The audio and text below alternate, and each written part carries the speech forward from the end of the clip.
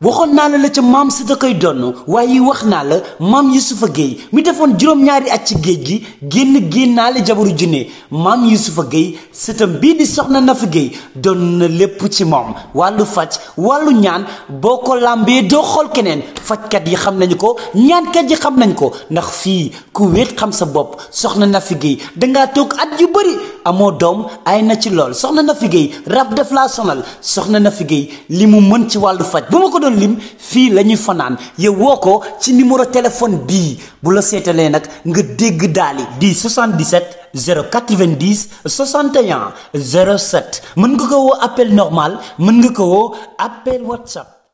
Antamar jàkkaarwaat ak yéen mbokk ñuy nuyu ñëpp di siyaar ñëpp fépp fu waay nekk rek fekk nan la fa jox la loxo mbokk yi ku ne xam nañ démb Albourakh Events ñoo woote woon fële ca arène nationale lamb ju neex lamb joo xamante ni yaakaar naa ni képp kuy amateur démb rek kontaan nga ci ambiance kontaan nga ci li nga xamante ni am na fa.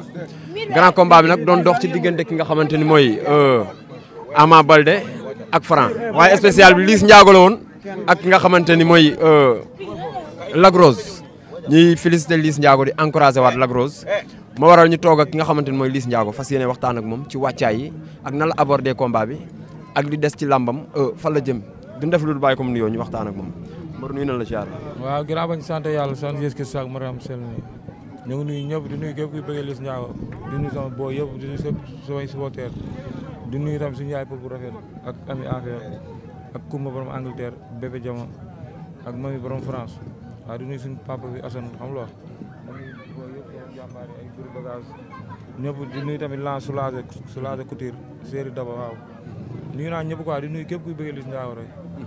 macha allah am na solo Liss laataa ñuy wax ci li nga xamante ni mooy jours yi dañuy ñëw ci wàccaay bi tey nan nga waaje woon sa diggante nga xamante ni mooy Lac Rose. waaw ni nga ko waajee mooy waaj ak ànd suñu mbokk quoi parce que combat tam nekkoon na combat boo xam ne dañ ko bëggoon trop quoi waaw tamit waaj nañ ànd na suñu mbokk liggéey si lu métti waaw ñoo yàlla suturaal nañu quoi luñ bëggoon am nañ ko ci quoi. wàccaay bi yomboon na. waaw fii moom benn wàccaay yombul. voilà. benn wàccaay yombul. waaw yaa ciy nekk rek. am na solo tey nga jël ko combat bi bëri coow ñenn ñi ne Liss la moo ko dugal ci Lac Rose moo ko jiitu ci làmb ëpp ko expérience ak écurie bi nga xamante ne fa lay bàyyeekoo mooy écurie Fass tey wax yooyu nan nga ko doon dégg. waaw pour man loolu yëpp bëriwul quoi bëri bi man ak moom la quoi. waaw maa ngi koy nuyuwaat à passage parce que champion la waaw suñu grand la si làmb la nga fekk waaw def na fi lu nekk quoi mais pour ay écurie rek genre yooyu pour man loolu amul si làmb quoi parce que ci biir géew moom yow ak sa adversaire yi dafay nekk quoi. combat bi nga jël ko génn voyage ñaata weer nga def ci àll. waaw dem naa Gambie ñëwaat demaat Gambie ñëwaat ñu jëlal ma appartement lépp ma nekk samay ñoom Zos ay Laurent ay Billy Boy déranger boobu yëpp waaw nekk sooy morom mbër quoi di entraîné bu baax a baax. waaw macha allah nga nekk Gambie di waajal ki nga xamante ni mooy Lac Rose tey la moo tax nga taamu Gambie sa diggante Gambie lan la. non Gambie tam di profité di nuyu tam suñu yaay Ayda. mère Ayda bëgg Fallou. waaw amaan tam daf ñoo bëgg rek. waaw du bëgg sax des fois ñu koy sori. billaay moo tout le temps day bëgg ñu ñëw Gambie foofu noonu. waaw moo tax ñu ñëw fa toog foofu entraînement nekk si ay conditions yu baax. waaw. la ma waral voyage ñaari yoon yi da nga ñëw gis ni état bi ma lii doyu ma delluwaat wala. waaw loolu yëpp si liggéey bi la rek. waaw ñi ma yóbboon ñoo ma indiwaat voilà. macha allah nga dem Gambie voyage yi ñibbisi laataa ngay ànd ak ñi nga xamante ni ñoom ngay entraîner fii ñu gisoon benn poids. ci ki nga xamante ni mooy Liss Ndiago polémique bi bëri woon ñu bëri ne Liss Ndiago lan la forme bii mu indi lii lan la ñu bëri doon sax naan est-ce que amul lu mu jël tey nan nga doon déggee loolu. waaw lu ma war a. moo ngi mel ni ñu lay tuumaal loo xam ne nekkoo si quoi. def ma dara. macha allah mais ñu gis ci diir bu gàtt macha allah Liss Ndiago liggéeyaat loolu dañ liggéey bi yomboon na. dégg nga mënal fii benn liggéey yombul. waaw ak koo mënti entraîner benn liggéey yombul. waaye maam sa war gànd quoi. loo xam na nga ko war a def nga koy def quoi. waaw mais benn liggéey yombul quoi. am na solo mais ba nga ñëwaatee fii gars yi tegaat nan na lu metti. waaw ñun moom si lu métti même bu dul làmb sax si lu métti la ñuy tegu parce que Tigre 2. ku si mel ne Tigre 2 ak ñoom Thier. Mes 2. waaw ak mafia din yëpp. waaw ñun moom lu métti rek la ñuy liggéey quoi. même bu dul suñu làmb sax bilaay. mais amoon nga xel ñaar ci adversaire boo daan toog gars yi naan Lac Rose nii moo ko ëpp doole amoon nga ci xel ñaar. waaw ñëpp loolu la ñu waxoon quoi. moo tax ma ne tey pour nit ñi gëm la amul sens quoi. waaw yow gëmal sa bopp rek xam sa bopp quoi. waaw ba ñuy dégg ñun ñëpp ñoo ko doon déggandoo. mun na ko daan ak lu ne waaw xam la. mais xam naa sama bopp xam naa man maay kan.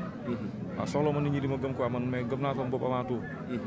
am na solo ngeen def ay face to face mais face to face yëpp dañuy def benn jàngat gis ki nga xamante ni mooy Lac Rose téye boppam waxam ak yow bariwut ñu bëri ne lii tekk la tekki bi nag la moo ko waraloon mais loolu daawul def jiixi jaaxa ci yow. waaw ku nekk moom lu dal sa xel la ngay def quoi. maanaam loolu moom la quoi. waaw mais man bu ma ñëwee man maanaam lu ma contrat may. dinaa def loolu quoi. mais comme day wax ak du wax loolu moom la quoi. mënoon na wax sax man ba bañ a wax. mais loolu moom la quoi. am na solo tey dañuy ñëw ci li nga xamante ni mooy le jour ji yaakaar naa ni ba ngay wàcc waa jàmm gën nga ci àndal démb it gis nañ ni fii mel démb avant ngay génn bureau bi.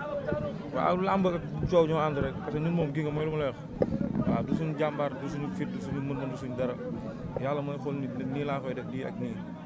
voilà. mais mel démb teel ngaa départ wala. waaw mais noonu la demee billaay di sant yàlla bu baax. la ma waral teel a di profité tam di jaajëfal tamit samay supporters yëpp.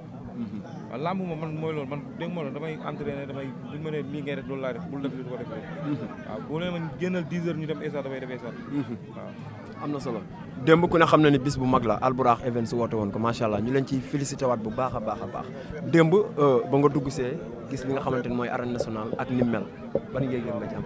waaw yooyu moo am mooy maanaam bis la rek. parce que tamit bis bi dem na maanaam nekk na bis bu rafet quoi.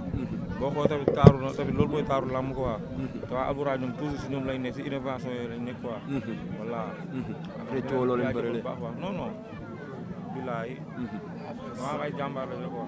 am na solo mais nga dugg si macha allah ku ne xam na ni billet démb yombut ku ne xam na ni billet démb li ci gën a yomb 6000 la mais ni Liss Ndiago def fi nga xamante ni mooy fañ ko joxoon macha allah nga dugg si waa jàmm gën teeru la yuuxu la am nañu def ak yow moment boobu loo doon yëg. waaw mooy ma ne tey man bu doon bëre sama combat bu doon nekk ay ticket 2000 wala 3000. stade Abdoulaye Wade bi xaju ko foofu quoi. boo doon bëre. ticket 2000 wala 3000. stade Abdoulaye Wade sax boobu fa xaj ko. dëgg la voilà mais nag lépp samay supporters daf leen jaajëfalaat bu baax rek. waaw parce que tamit lépp ñëw na man mooy ren di jabi di teg sama bakkan ñoom ñoo tax. macha allah voilà bu ma xoolee ticket 6000 moo gën a nekk ticket bu gën a mooy fee. gis na démb ñoom ñu waaw. mais donc sant yàlla quoi. am na solo laataa ñuy ñëw ci li nga xamante ni moom nga bëreek sa adversaire mais dañoo gis ba nga dugg see ñu gis benn jàppante bu amoon foofu mën nañ ni sa digganteeg waa Parcelles la ma waral jàppante bi. non man ak waa Parcelles amuñu benn problème. gis nañ ci Giro Seras. amaa ñu problème quoi malentendu day am. seen booy ñoom Giro ak sama quelques booy quoi. ay réeróo la rek réeróo la quoi parce que tamit boo xoolee démb man tamit ay waa Parcelles dañu doon supporté keneen ak keneen. waaw ñoom ñëpp ñaa ngi baal ba mu daanee tamit ñoo la tibbal ma suuf. ba si bàgg tey de keneen ak keneen. voilà. lamb la quoi nga lamb moo nekk loo xam ne nii dañuy liggéey quoi su liggéey la. mais tamit warul mën a ñaaw quoi. te démb tamit musul ñaaw quoi. musul ñaaw mais malentendu day am des fois. macha allah am na solo mais ñu gis nga toloore match ñëw waxtaan ak ñi nga xamante ni ñoom la jàppante bi amoon seen diggante ñëw waxtaanaat ak ñoom jàmm di ñëwaat seen diggante luñ la wax la wala lu ñëw sa xel la nga def. waaw luñ la wax sax parce que ñun néew ñu xale si làmb. waaw làmb la yow ak sa adversaire la. yaa sa adversaire la man si waaye ci biir géew bi moo leen boole bu dul ci biir géew bi seekoo leen leneen voilà kon sport la quoi. kon nañ ko teg si wàllu sport quoi. macha allah bañ a kii lu ñu koy waxee xaw ma dépassé bord bi xaw ma la waaw bañ a dépassé bord yi am na solo nga simeeku sa adversaire simeeku ngeen dugg ci géew bi ban Lac Rose nga gis ak ba nga ko gisee. waaw moom fa dëgg yàlla bu dee génn dëgg lay wax moom. entraîné na indi na doole ju bëri. waaw indi na masse bu garaaw tamit. waaw mais tamit waaw mais damaa soxla quoi. da ngaa soxla mais confiance bi nga doon dégager ndax gis nañ benn instant yaa ngi naan mbayaar yi teg leen seen xaalis. waaw làmb noonu la parce que man déggoon booy taamu nii quoi di wax ne dañuy teg ñoom seen xaalis moom ma leen ko doon fàttali ko rek. nga leen ko doon fàttali pour ñu teg. am na solo arbitre xool la xool ki nga xamante ne mooy sa adversaire siffle seen diggante lan nga bëgg. waaw lu ma bëre mooy kon li ngeen gis rek. li ñu gis nga bëri. mais conseil la wala sa xel bopp. mais conseil la ñun ay xel lañ dañu naan defal ni ñuy def bul def li ñuy def maanaam bu doon sama xel bopp rek man dama doon ñëw man. dama doon ñëw ak doon suleer ma ñëw. nga ñëw ci kawam. billaahi. ah ak li gars yi doon wax moo la ëpp doole ëpp na. alxuraan dama doon ñëw wóor na Seydi naa ma mais ñenn ñi nee na Liss Ndiago dem bëgguloon jàppante bi. xeex bi la gënoon a bëgg. loolu moom mun ma ci wax waa mais man pare woon naa pour lépp. xam nga xeex bi kenn dem làmb naa damay dóor bu daanu. voilà mais pare naa pour bëre la ñu wax man lépp laay def. damay bëre damay dóor. da ngay bëre da ngay dóor am na solo dóor mu daanu kenn du ko yóbbaale mais ñu gis benn instant Liss Ndiago dafa favoriser xeex ñu gis saa bu dóoree macha allah dóoram day dal te adversaire am mënu koo touché yaakaar naa. waaw loolu la ay jàngal la rek parce que tamit ci kër jàmm nga si waaw la ñuy entraîné da si mel ni ñoom kër Moussa Monument ak Abdou Diouf ay gabaar Batissa pour rek quoi waaw ñu dañuy teg si yoon rek ñun ñu naan def la ñuy def quoi macha allah am na solo mais tey ki nga daan yaakaar naa ne du n'importe quel ci làmb ndax ku bëreeg Boy Niang bëreeg ndaanaan yu bëree bëri tey nga ñëw daan ko lan la def ci yow.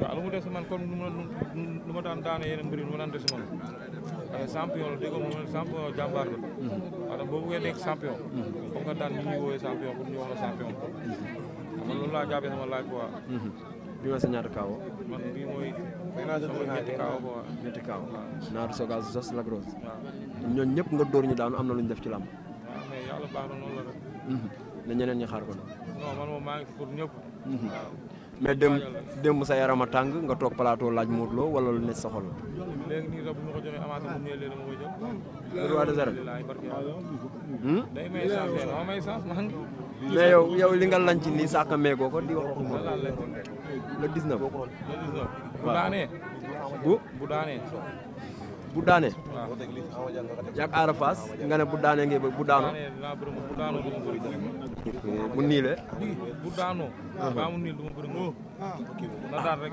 daan naa kenn na daan parce que man bu ma jëlee sama combat ak Lac Rose dafa def sortie ne la Liss bu ko Lac Rose daanee du ma bëri moom allez man daan naa Lac Rose daan naa Lac Rose moom na jéem a daan na fexee daan bu daanee ñu bëri bu daanoo koy na xool leneen mais loolu tam est-ce que lu ngeen signalé ci këyit naan bu daanee bu daanoo këyit tënku ma la këyit tënku ma la këyit tënku la macha allah kon nii li ngay wax dama laa fekk may liggéey kay boo mënul liggéey nag mooy dellu sama kaas